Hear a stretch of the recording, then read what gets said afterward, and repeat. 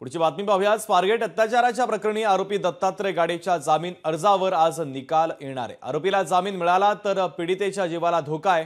सरकारी वकिलांनी बाजू मांडलेली आहे।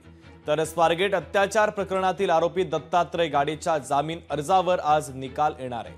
आरोपीला जर जामीन मिळाला तर पीडितेच्या जीवाला धोका आहे। सरकारी वकिलांनी बाजू मांडलेली आहे। चंद्रशेखर भांगे आपले प्रतिनिधी आपल्याशी जोडले जातात। त्या बातमीच्या संदर्भातली अपडेट देण्यासाठी चंद्रशेखर,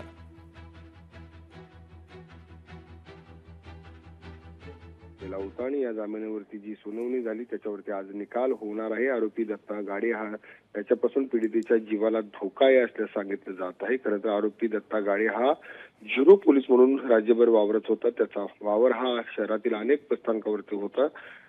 एखाद्या पीडित महिलेला हेरून तिच्याशी अगैर मार्ग करण्याचा मध्ये माहीर असलेला दत्ता गाडे यांनी स्वारगेट बसस्थानकावरती आलेल्या एका तरुणीवरती अन्याय अत्याचार केला होता। त्यामध्ये त्याला अटक झाली। आरोपी दत्ता गाडे हा मूळचा शिरूर तालुक्यातील रहिवासी आहे। त्याने जामिनीसाठी जो अर्ज केलेला आहे त्याचा अर्जाचा आज निकाल होणार आहे। त्याच्यावरती सुनावणी होणार आहे। एकंदरीत आरोपी दत्ता गाडे याला जामीन मिळू नये असं सरकारी वकिलांचं म्हणणं आहे आणि यावर आता निर्णय कोर्ट काय देते आता पाहणं महत्त्वाचं असणार आहे। शुभ अगदी चंद्रशेखर, महत्त्वाचे अपडेट बातमीच्या संदर्भातले पोहोचवलेले आहेत। तुर्तास धन्यवाद।